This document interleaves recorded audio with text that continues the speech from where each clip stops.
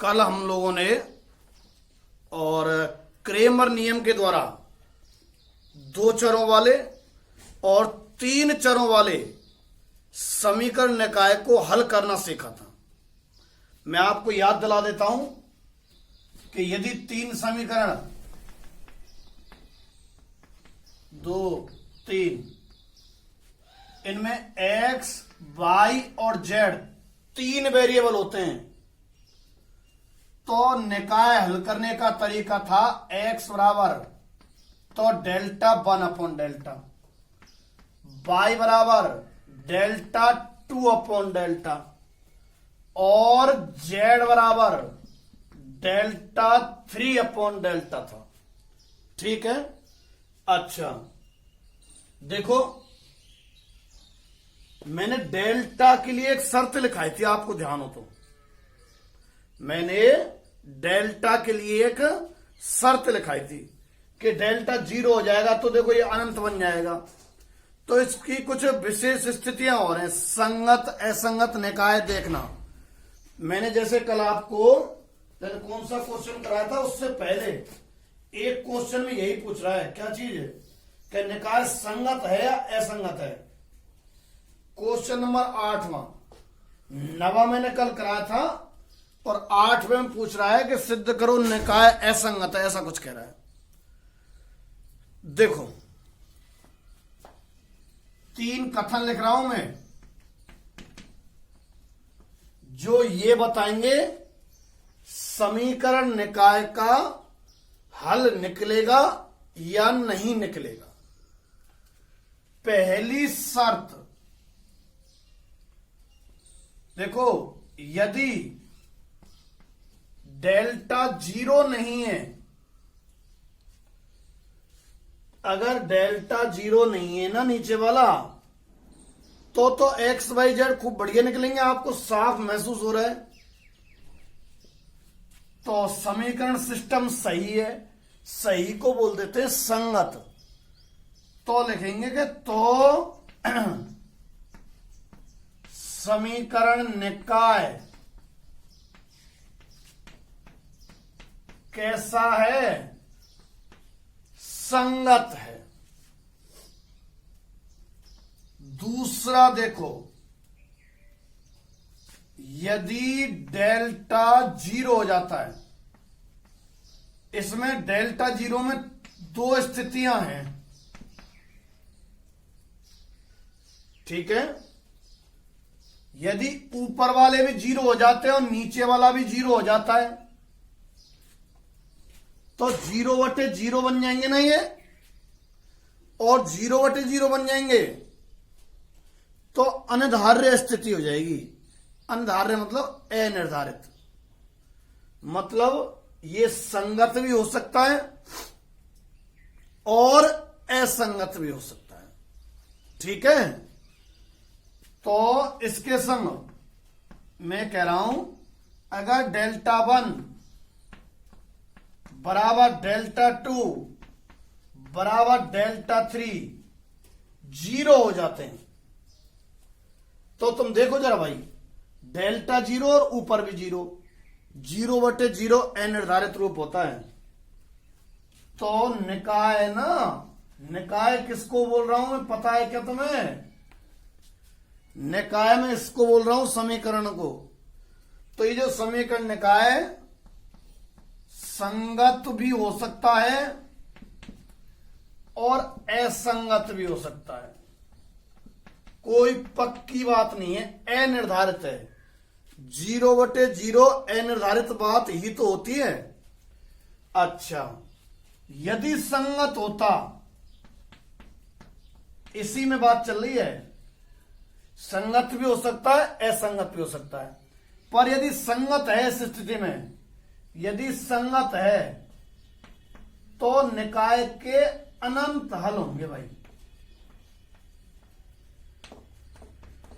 तो निकाय के अनंत हल होंगे। ठीक है।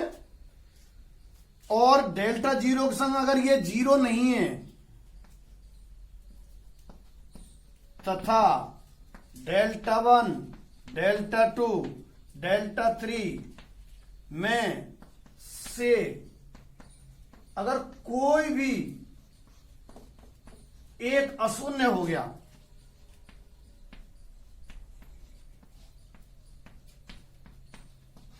तो निकाय असंगत है, मतलब सही नहीं है, हल नहीं निकलेगा, अर्थात हल नहीं होगा। समझ गए तीनों स्थितियां? यदि डेल्टा 0 नहीं है तो निकाय का हल निकलेगा, संगत है, और हल अद्वितीय बोलते हैं उसको, जब एक ही हल निकलता है ना उसको अद्वितीय, हल अद्वितीय है। पर यदि डेल्टा 0 हो जाता है तो दो केस हैं इसमें, ऊपर वाला भी 0 तो 0/0, तीनों 0 होने चाहिए, तो अनिर्धारित है। अनिर्धारित मतलब संगत असंगत कुछ भी हो सकता है, असंगत भी हो सकता है, और अगर संगत भी हुआ ना तो अनंत हल होंगे, ये लिखा है, ये आप नोट कर लेना, ठीक है। क्रेमर नियम के क्वेश्चन मैंने आपको करा दिए भाई, कैसे सॉल्व करना है तरीका। अब हम दूसरा जो मेथड बताया था, ध्यान है आपको, निकाय को हल करने के दो मेथड थे, एक तो क्रेमर नियम और दूसरा था आव्यूह विधि। तो क्रेमर नियम मैंने कल आपको करा दिया, आज आव्यूह विधि करेंगे, ठीक है। आव्यूह विधि देखो भाई, सेम उसकी तरह ही समीकरण निकाय इसमें भी दिया होगा। समीकरण निकाय 2 वेरिएबल वाला भी हो सकता है और 3 वेरिएबल वाला भी हो सकता है। हल करने का ही तो तरीके हैं, 2 तरीके, एक क्रेमर नियम, दूसरा आव्यूह विधि। तो तरीका सुनो, यदि निकाय a1x b1y c1z बराबर d1, मैंने 3 चरों वाला लिया है, a2x b2y c2z बराबर d2, और a3x b3y और c3z बराबर d3। निकाय ऐसे लिखा हुआ होगा, 3x + 4y - 11z बराबर 2, 2x - y + 7z बराबर 9, और x - y + z बराबर 13, ठीक है। कैसे हल करना है सुनो, ये लाइन आया करेगी कैसे, निकाय को ax बराबर b रूप में व्यक्त करने पर ऐसे लिखा करना। पहले तो समीकरण निकाय सवाल में से उतार लेना, फिर ये लाइन लिखनी है आपको, निकाय को ax बराबर b रूप में व्यक्त करने पर। फिर क्या करेंगे आप, a क्या चीज है, x क्या चीज है और b क्या चीज है, इसको दर्शाना। तो ऐसे लिखा करना कि जहां a बराबर, देखो आव्यूह विधि है तो आव्यूह काम में आएगी इसमें, है ना, मैट्रिक्स मतलब a बराबर, तो बताऊं गुणांकों की मैट्रिक्स लिया करना, a1 b1 c1, a2 b2 c2, a3 b3 c3, ठीक है। अच्छा, x बराबर लिया करना जो चर है ना, फिलहाल x y z है, किसी में 4 भी हो सकते हैं तो किसी में 2 भी हो सकते हैं, x y z, x जो है ना, और b क्या लेनी है फिर, ये जो बराबर में संख्या है ना, ये वाली लेनी होती है b matrix, d1 d2 d3। आप लिखा करना कि दिया हुआ है समीकरण निकाय, फिर समीकरण निकाय को सवाल में से उतार देना। उदाहरण लूंगा मैं वैसे, फिर लिखना निकाय को ax बराबर b रूप में व्यक्त करने पर, जहां a बराबर तो गुणांकों की मैट्रिक्स लेना, x बराबर चरों की और b बराबर बराबर में जो लिखी है इनकी। ठीक है। अच्छा, अब पुनः ax बराबर b लिखना। मैं दोनों तरफ a इनवर्स का गुणा अगर कर देता हूं, ये समझाने के लिए कर रहा हूं, आपको तो ये वाली लाइन लिखनी जो मैं लिखूंगा अभी। देखो a इनवर्स का गुणा कर दूं मैं, तो यहां a इनवर्स आएगा ना, सुन लेना ध्यान से, यहां a इनवर्स और यहां a इनवर्स यहां a इनवर्स का गुणा कर दिया, a इनवर्स a i हो जाएगा ना, और i इंटू एक्स x, और इधर रह जाएगा a इनवर्स गुणा में b। और वैसे मन में वैसे सोच लो, a तय गयो तो घात बटे में आएगा, घात माइनस 1 है गई, ऐसा है ना। वैसे है तो क्या a इनवर्स का गुणा हुआ है ना, पर सोचने के लिए बता रहा हूं। ये लाइन हर सवाल में आएगी, x बराबर a इनवर्स b। अब क्या करना है आपको, a इनवर्स ज्ञात करना है।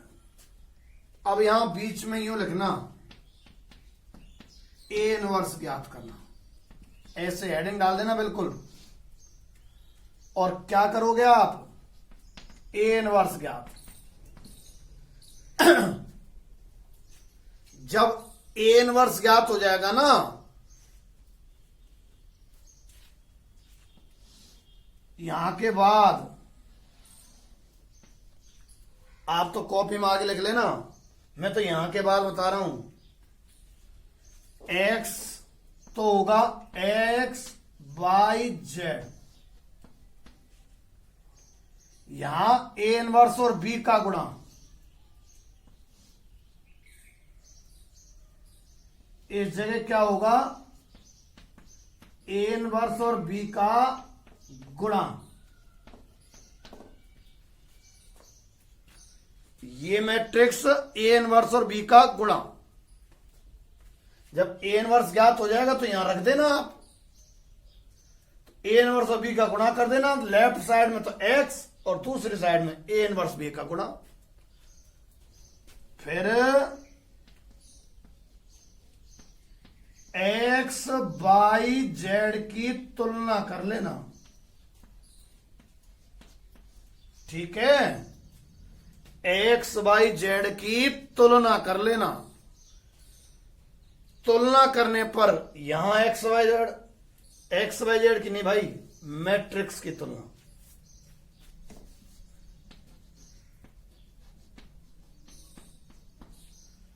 मैट्रिक्स की तुलना लिखा हुआ है ना, मैट्रिक्स लिखा हुआ है, अगर कम दिख रहा हो तो मैट्रिक्स की तुलना करोगे ना आप, तो x बराबर तो यहां वाली राशि, y बराबर यहां वाली, z बराबर यहां वाली, x y z ही तो पता करनी है इसमें, और करना क्या है। ठीक है, अब मैं इस पर आधारित क्वेश्चन लेता हूं। पहले 2x2 का ले लेंगे और फिर 3x3 का ले लेंगे, ये आप नोट कर लो। जैसे मैं क्वेश्चन 11वां ले रहा हूं भाई, आव्यूह सिद्धांत का प्रयोग कर निम्न निकाय को हल करो। ठीक है, तो मैं 11वें के दूसरे को ले रहा हूं। यहां मैं 2 वेरिएबल वाला ले रहा हूं, फिर 3 वेरिएबल वाला भी ले लूंगा। यहां 2 निकाय, 2 निकाय नहीं, निकाय ये कहिए, यहां निकाय 5x प्लस 7y प्लस 2 बराबर 0 और 4x प्लस 6y +3 बराबर 0। आपको यहां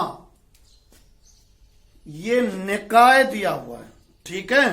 अच्छा, क्या तरीका लिखा था मैंने, जानो आपको कि निकाय को ax बराबर b रूप में लिखने पर, निकाय को ax बराबर b रूप में व्यक्त करने पर, जहां a बराबर ऐसे लिखवाई थी मैंने, a बराबर तो मैंने बताई थी गुणांकों की मैट्रिक्स, ठीक है।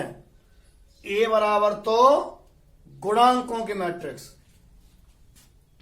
किनके गुणांकों की, x y के गुणांकों की।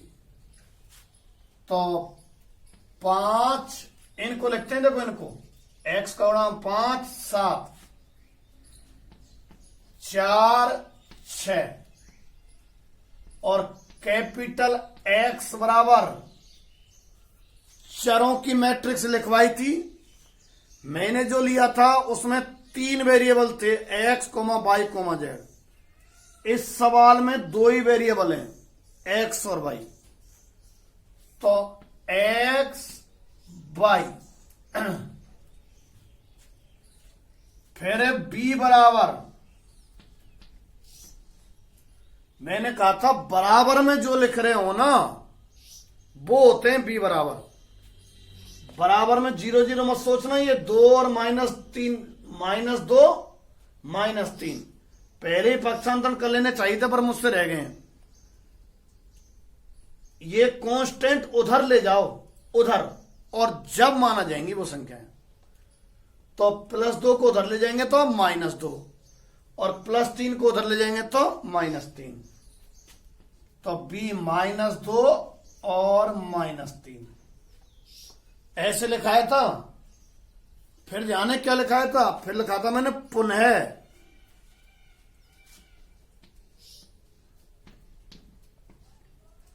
मैंने कहा था कि ax बराबर तो b, फिर ऐसे चिन्ह लगा के x बराबर मैंने कहा था a इनवर्स b, और फिर मैंने हेडिंग डाला था a इनवर्स ज्ञात करने का। थोड़े लेंथी सवाल है पर पैटर्न फिक्स है, 2-3 सवाल के बाद प्रैक्टिस में आ जाते हैं। x बराबर a इनवर्स b, ठीक है।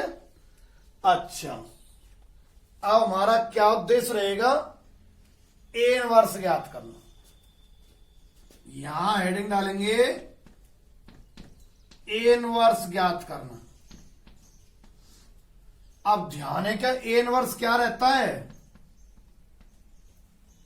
a इनवर्स रहता है एडजॉइंट a बटे सारणिक a। तो a इनवर्स ज्ञात करने के लिए आपको एडजॉइंट a की भी आवश्यकता पड़ेगी और सारणिक a की भी आवश्यकता पड़ेगी। पहले सारणिक a ज्ञात कर देता हूं। सारणिक a बराबर,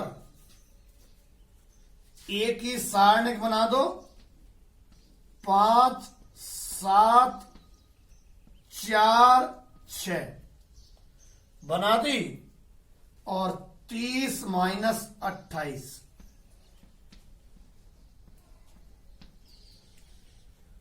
2 हो गया सारणिक a का मान। अब एडजॉइंट a ज्ञात करना है। एडजॉइंट ए भूले तो नहीं है, क्या चीज था, सैखंडों से बनी मैट्रिक्स का ट्रांसपोज। एडजॉइंट ए जो है सैखंडों से बनी मैट्रिक्स का ट्रांसपोज। तो एडजॉइंट ए के लिए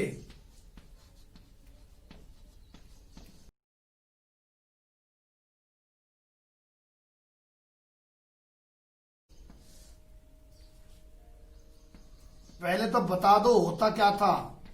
एडजॉइंट ए रहता है A11, A12, A21, A22 का transpose.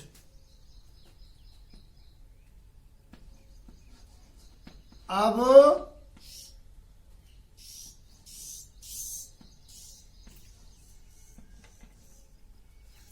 A11, A12, A21, A22 ये ज्ञात करेंगे। तो भाइयों 2/2 की में तो फटाक से 5 का सेकंड आएगा इस जगह पे। A11 मतलब इसका सेकंड, ये रो हटा दो, ये कॉलम हटा दो। 6। अब बात चिन्ह की है। योग देखो कितना बैठ रहा है, 1 और 1 2। सम बैठ रहा है। सेकंड याद दिला दूं कौन सा चीज था, -1 की पावर i प्लस जे। मतलब माइनस का चिन्ह निर्धारित होता है i प्लस जे से। i प्लस जे, i और जे इनते कहें थे इन बगल वाली संख्या थे। तो 1 प्लस 1 प्लस का मतलब 1 प्लस 1 2 आ रहा है, तो -1 की पावर 2 प्लस ही रहेगा। तो जो की तुम अब आ जाओ A12 की जगह मान 7 का सेकंड। ये कॉलम हटा दो, रो हटा दो, आने को तो 4, पर चूंकि योग विषम है 2 और 1 3, इसलिए जो भी राशि आती है उसका चिन्ह बदल दो। प्लस किए तो माइनस कर दो। देखो यहां 2 और 1 3 विषम है भाई, -1 की पावर 2 + 1 आने वाला है, तो वो चिन्ह बदल देता है। तो A21 इसका सेकंड, कॉलम हटा दो, रो हटा दो, 7, पर चूंकि 2 और 1 3 माइनस का है इसलिए -7। अब आओ A22, ठीक है। A22 मतलब 6 का, तो 6 वाला कॉलम हटा दो, 6 वाली रो हटा दो, 5। एडजॉइंट ए क्या रहेगा, इसका ट्रांसपोज। 6 -4 -7 5 कर दिया ट्रांसपोज। देखो हम यहां अटके पड़े हैं। एक्स तो है ये वाली मैट्रिक्स, चलो यहां जमा देंगे। बी ये वाली मैट्रिक्स है, चलो यहां जमा देंगे। ए इनवर्स उपलब्ध नहीं है। ये जो प्रक्रिया है ए इनवर्स की चल रही है। जब ए इनवर्स ज्ञात हो जाएगा ना, तो इसको आप समीकरण 1 दे देंगे, तो 1 में वापस पहुंचेंगे हम। बताई थी मैंने, तुलना वाली इसी से आती है। तो देखो ए इनवर्स के लिए जो चीजों की आवश्यकता थी, एक तो सारणिक ए की आवश्यकता थी और एक एडजॉइंट ए की आवश्यकता थी। सारणिक ए तो 2 आ गया और एडजॉइंट ए ये आ गया। सेकंडों से बनी मैट्रिक्स का ट्रांसपोज, ये सेकंड है, उनका ट्रांसपोज किया तो इतना आ गया। तो ए इनवर्स ज्ञात कर दो। इसके बाद यहां है अपन, ठीक है। अतः ए इनवर्स एडजॉइंट ए बटे सारणिक के, एडजॉइंट ए लिखो 6 -7 -4 5 बटे 2 बगल में लिख दिया। तो ये ए इनवर्स आ गया। हम कहां अटके पड़े थे, इस जगह पे x बराबर ए इनवर्स बी पर। हमारे पास x उपलब्ध था, b उपलब्ध था, ए इनवर्स उपलब्ध नहीं था। तो ए इनवर्स की प्रक्रिया चलाई और आ गया तो वापस समीकरण 1 से समीकरण 1 से x जमाओ x बाई ए इनवर्स जमाओ, ये रहा ऊपर 1/2 6 -7 -4 5 इनटू में b जमाओ, ये रहा b -2 -3। ठीक है। अच्छा, अब इनका गुणा करके तुलना करने वाले हैं ना, मैंने बताया था। तो x बाई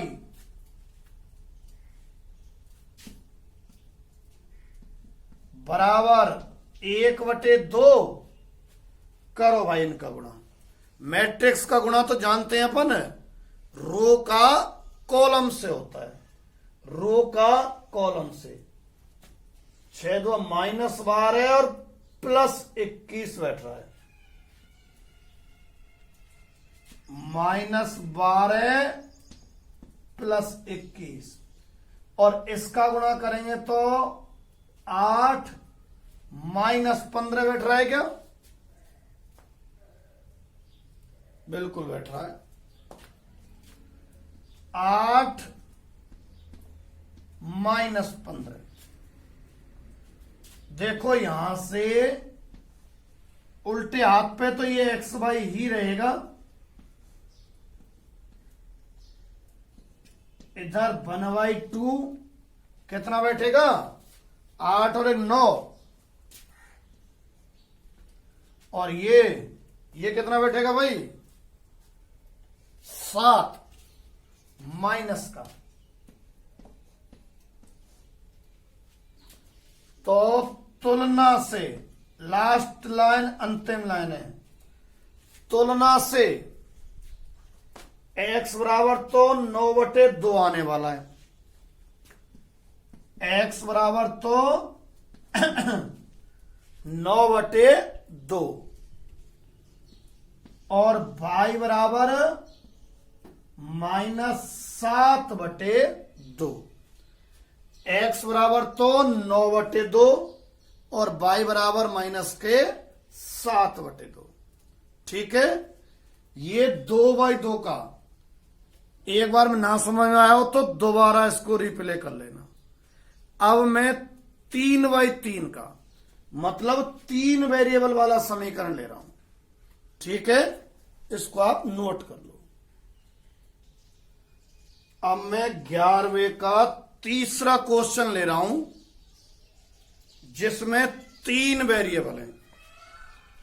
चौथे क्वेश्चन में बड़ी बड़ी संख्या है, काम बोर्ड पर यूं करते रहने से बजाय आप फेयर रफ में कर करके देख लिया करना, मतलब बड़ी संख्या है और कोई खास बात नहीं है। तीसरा करा रहा हूं मैं। यहां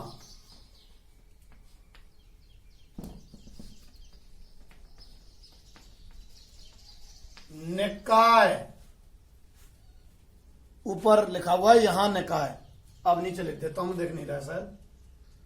यहां निकाय x plus y minus z बराबर 1,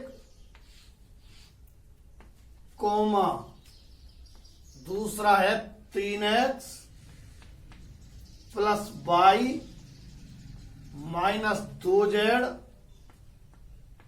बराबर 3, और तीसरा निकाय है x minus y minus z बराबर -1।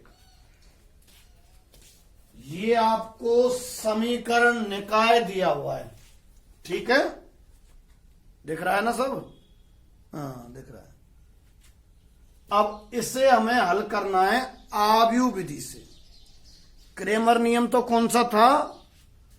x बराबर Δ1/Δ, y बराबर Δ2/Δ और z बराबर Δ3/Δ। ये आव्यूह विधि से करना है हमें। तो देखो क्या लाइन आती है कि निकाय को ax बराबर b रूप में लिखने पर, निकाय को ax बराबर b रूप में लिखने पर ऐसी आती है। फिर मैं उसमें कहता था कि जहां a बराबर तो गुणांकों की मैट्रिक्स होती है, 1 1 -1, तो 1 1 -1, 3 1 -2, 3 1 -2, 1 -1 -1, 1 -1 -1, a बराबर, अच्छा कोमा x बराबर क्या रहा करती थी, ध्यान है जो वेरिएबल है ना चर x y z उनकी मैट्रिक्स, तो x y z ठीक है। और b बराबर क्या रहा करती थी, जो बराबर में संख्या होती हैं उनकी, बराबर में है 1 3 -1, 1 3 -1, a बराबर x बराबर और b बराबर, ठीक बात। अब आगे सुनो, जब ऐसा लिखते थे तो मैं लिखता था कि पुनः, ध्यान करो, ax बराबर तो b लिखता था और फिर ऐसे x बराबर ले जाया करता था मैं, x बराबर a इनवर्स b। अब हम यहां अटक गए, क्या दिक्कत आ गई कि भाई चलो x का मान तो ये वाला रख लेंगे हम, b का मान यहां रख लेंगे अपन, परंतु a इनवर्स तो है ही नहीं हम पे। अब हमारी जो प्रक्रिया चलेगी वो a इनवर्स ज्ञात करने की चलेगी। जब a इनवर्स ज्ञात हो जाएगा ना तब वापस यहीं आएंगे, यहीं, ठीक। तो अब उद्देश्य है a इनवर्स ज्ञात करना।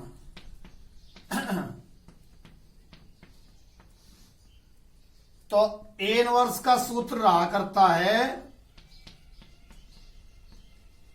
क्या, एडजॉइंट a बटे सारणिक a रहा करता है, a इनवर्स बराबर एडजॉइंट a बटे सारणिक a। अब दो चीजों की आवश्यकता है a इनवर्स के लिए। देखो हमें मूलतः यहां पहुंचना है, यहां इसमें x की जरूरत है, a इनवर्स की जरूरत है और b की जरूरत है। x हम पे है, कहां है, ये रहा, a इनवर्स नहीं है, b हम पे है, तो सब प्रक्रिया a इनवर्स की चल रही है ना। फिर वापस यहीं पहुंचेंगे, ध्यान रखना। तो सारणिक a ज्ञात करो पहले, तो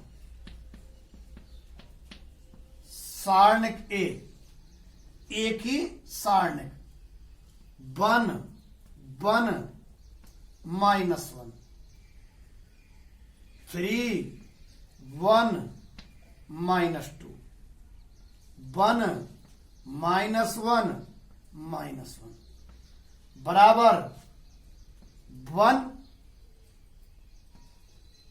ये रो हटा दो, ये कॉलम हटा देना, इनका गुणा माइनस इनका गुणा, इनका गुणा तो -1 और +2, सिर्फ प्लस को एक ही आएगा। सारणिक का मान ज्ञात करना बहुत बड़ा कोई जटिल टास्क नहीं है।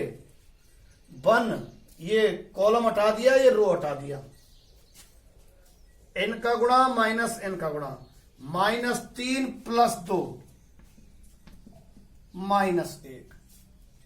अच्छा अब तीसरा अवयव ले लिया -1, ये कॉलम हटा दो, ये रो हटा दो। -3 -1 -4, ठीक है। तो माइनस माइनस +1 और ये +1 2 और +4 ही हो जाएगा। ये 6 आ रहा है, 6।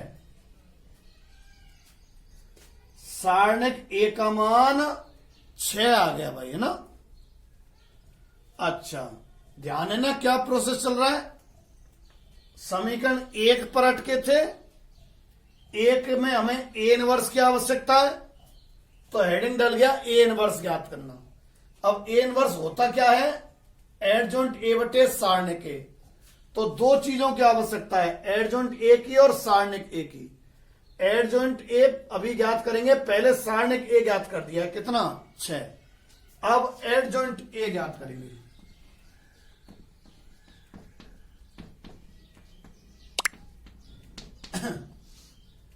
एडजॉइंट ए ज्ञात करना। सब लोग जानते हैं कि एडजॉइंट ए क्या रहा करता है, सैखंडों से बनी मैट्रिक्स का transpose. सैखंड A11, A12, A13, A21, A22, A23, A31, A32, A33। Adjoint A बराबर सैखंडों से बनी मैट्रिक्स का ट्रांसपोज। अब इनके मान कहां से आते हैं, भूले तो नहीं है आप। तब अब मैं ये तीनों ज्ञात करूंगा, A11, A12 और A13। ऐसे A21, A22 और A23। ऐसे A31, A32 और A33। ठीक है क्या, करें ज्ञात। एडजॉइंट ए है ना, अब ये बहुत बार ज्ञात कर लिया हमने, तीसरे चैप्टर में इसीलिए दिया है इस किताब वाले ने कि तुम ट्रेंड हो जाओ। अब ना हुए हैं तो तुम्हारी मर्जी। इसका ट्रांसपोज 6 तो ऊपर लिखा हुआ है, बराबर यहां लिख देता हूं ताकि खोजमोज ना हो। अच्छा देखो, A11 यहीं से निकालो चाहे यहां से निकालो, ये रो हटा दो, ये कॉलम हटा दो। -1 +2 आने को तो 1 आया, चिन्ह अगर योग सम बैठता है तो ज्यों की तो, विषम बैठता है तो बदल दिया करना। 1 और 1 2 सम बैठ रहा है, ज्यों की तो रहने दो। इसमें चिन्ह बदलने वाले हैं अपन, क्योंकि 2 और 1 तो 3, -1 की पावर 3 आता ना, इसलिए लिख नहीं रहा हूं वो सिस्टम में। A12 ये रहा, कॉलम हटा दो, रो हटा दो, कॉलम हटा दो, रो हटा दो। -3 +2 -1, परंतु योग विषम है इसलिए चिन्ह बदल दो तो +1 कर देंगे। ठीक है, होने को तो कैसा रहा था, ये A12 देखो, कॉलम हटा दो, रो हटा दो, तो -3 और -2 तो +2, -3 +2 आ रहा है, तो -1 आ रहा था, परंतु योग विषम होने के कारण +1 कर दिया। A13 कितना होगा ठीक है, ये है A13, कॉलम हटा दो, रो हटा दो, -3 -1 -4 आया। चूंकि योग सम है, 3 और 1 4 है ना, 13 लिख रहा है यहां पे। चूंकि योग सम है तो ज्यों की तो रहेगा। A21 देखो, 2 और 1 3, विषम है ना योग। यहां जो संख्या आएगी उसका चिन्ह बदलेंगे हम। देखो A21 ये रहा, रो हटा दो, कॉलम हटा दो, -1 -1 -2 बैठ रहा है। A21 ये है ना, तो -1 -1 -2 बैठ रहा है, परंतु 2 और 1 3 विषम है, इसलिए चिन्ह बदल देना, प्लस कर दो। ठीक, अब आ जाओ A22 पे, चिन्ह नहीं बदलेंगे क्योंकि 2 और 2 4 बैठ रहा है। जो अवयव आएगा ज्यों की तो लिखेंगे। ये A22 है, कौन बीच वाला एक, इसकी रो हटा देना, कॉलम हटा देना, रो और कॉलम हटा के विचार करना, जो बचते हैं देखो ये बचेंगे, ये और ये और ये, तो -1 और +1 0 आ रहा है भैया। अब A23, ये वाला A23, रो हटा दो, कॉलम हटा दो, -1 -1 होने को तो -2, पर चूंकि योग विषम है इसलिए +2 आएगा। अब आ जाओ A31, ये 31 अवयव है, ये रो हटा दो, ये कॉलम हटा दो, -2 + 1 तो -1। ठीक है, अरे क्या खा रहा है।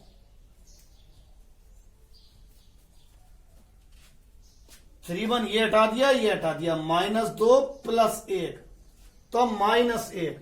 चूंकि योग समय 3 और 1 4, इसलिए जो अवयव आया वही रहेगा। ठीक है, अब आ जाओ A32 पे, ये वाला A32,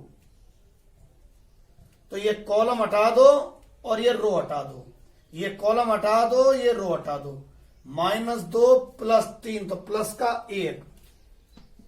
सही है क्या, A32 ये है, तो -2 + 3, ठीक, -2 और +3 तो प्लस का 1 आ गया।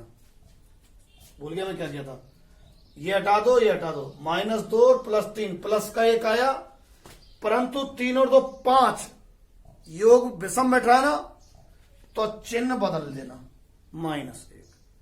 ठीक, लास्ट बचा है A33, ये प्रोसेस बड़ा है थोड़ा इसमें ना, ये हटा दो, ये हटा दो, 1 -3 -2, चूंकि योग समय तो चौंकी तो रहेगा। सब आगे भैया, कौन A11 A12 सब यहां जगह है क्या।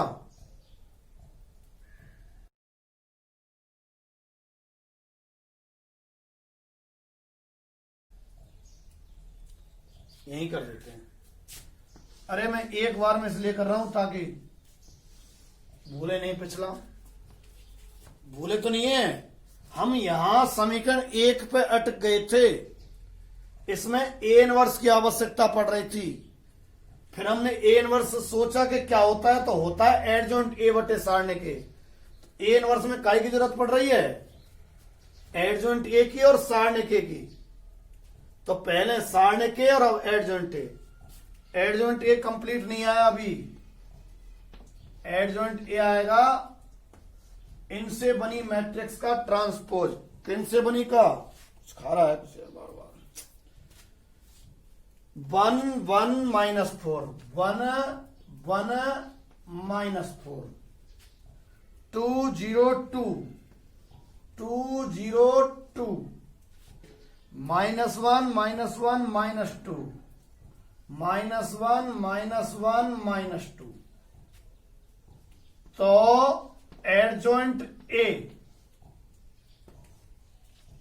इसका ट्रांसपोज 1 1 -4 2 0 2 -1 -1 -2। ठीक है, ये एडजॉइंट A आ गया। सारणिक A उपलब्ध है, ये एडजॉइंट A उपलब्ध है, ये अतः जगह और कम है भाई।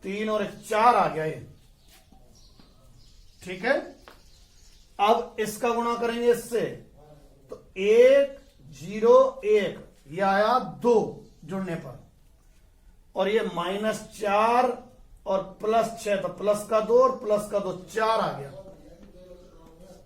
ठीक है, अतः x बराबर, तो तुलना करेंगे ना, तुलना 4/2 2 ही तो हो जाएगा, y बराबर 1 और z बराबर 2। ठीक है, ये आपका आव्यूह मेथड, मैट्रिक्स मेथड है ना, उससे समीकरण निकाय को हल करना हो गया। ठीक, तो आप 2x2 के जो 11वां क्वेश्चन है, और भी शायद एक आध क्वेश्चन है, तो जो सिंपल है बिल्कुल, उनको आप इस मेथड से सॉल्व कर लेना, और कल के लिए क्लास में हम बाकी को जो पेचीदा से हैं, जिनमें कुछ हेल्प से आपने आगे क्वेश्चन देखेंगे, उनमें है दिक्कत है थोड़ी सी, उनको अपन कल कराएंगे। अभी इसमें थोड़ा सा